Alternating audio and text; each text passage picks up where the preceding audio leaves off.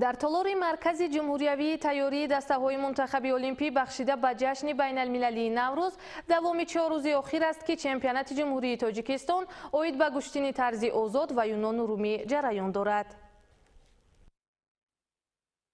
بعد از انجام رقابت‌ها در رشته طرز آزاد که روزهای 21 و 22 مارس صورت گرفت، چمپیونات جمهوری از روی گشتین یونان و رومی آغاز گردید. در روز اول مسابقه مذکور ورزشکاران از روی 5 وزن میان هم رقابت نمودند. در چمپیونات جمهوری تاجیکستان اوید به این رشته ورزش پهلوانان از تمام مناطق کشور به قصد دریافت عنوان قهرمانی میان هم رقابت نمودند. این رشته ورزش نیز در کشور ما اخلاصمندان زیاد دارد و رقابت‌ها از روی 10 وزن صورت گرفتند. مقصد اساسی برگزار نمودن این چهاربینی از آن عبارت است که برای تشویق و تبلیغ طرز حیات سالم و برای معین نمودن چهره‌های نوی این رشته ورزش و برای معین نمودن دسته منتخب برگزار گردیده ایستاده است. در روز نخستین مسابقه ورزشکاران وزن 60، 67، 77، 87 و 130 کیلوگرم داشته برای تاتامی برآمده نیروسنجی کردند. جریان رقابت‌ها نشان داد که پهلوانان برای دریافت عنوان قهرمانی در کشور آمادگی همه‌جانبه دیدند.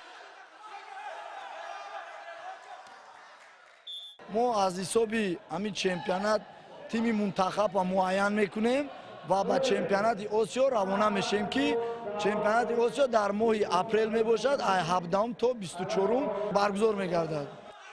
چمپیونات جمهوری تاجیکستان اوید به گشتین یونان و ارومی طول 2 روز ادامه خواهد کرد که غالبان و جایزه‌داران مسابقه را در دوام سال 2019 یک چند مسابقه های آسیایی و بین المللی انتظار است.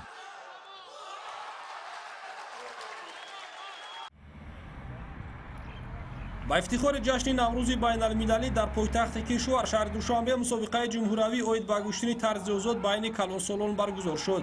در این معرکه بهترین ورزشکاران کشور به هم آمده دوام 2 روز قوه آزمودند. رقابت‌ها در تالار مؤسسه دولتی مکتب جمهوری مهارت عالی ورزشی اوید با نمودهای گشتین جالب و دیدنی صورت گرفتند. اشتراکچیان الکی در منطقه خود 2 مرحله مسابقه را پشت سر کرده برای غالبیت در مرحله نهایی به دوشنبه آمدند. از سال 2014 که برای مسابقه آسیایی جهانی که ما تیاری میکنیم، این مسابقه یکمین مسابقه که بود که فرزندان تاجیک ورزشکاران تاجیک در هر شهرهای روسیه و در همه جا مشق کرده آمدن. این مسابقه ما که بهترین و اصول‌هایی که شما تماشا میکنید دیدین و ما قناعت بخش، بله قناعت بخش هستیم، برای که بسیار فرزندان و گشتینگیران ما بهترین گشتینشون به درجه بین المللی رسیده است.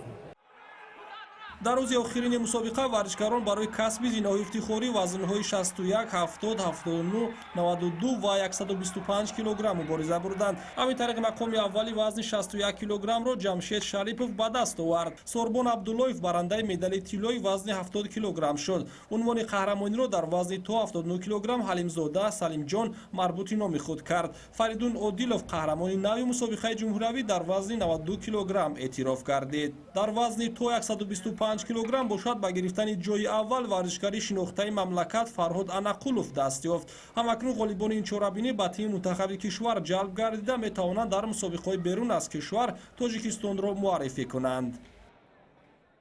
خوشبختانه 11 بار شد که چمپیون جمهوری تاجیکستان گشتیم. برای چمپیونات آسیا خیلی تیاری های باز هم سخت‌تر لازم است. ما برای این با مربیان همه نقشه ها را کشیدیم و کوشش زیاد میکنیم که در آسیا مدال گیریم و بعد از آسیا با چمپیونات جهان رفته در آنجا هم خوب برآمد کنیم.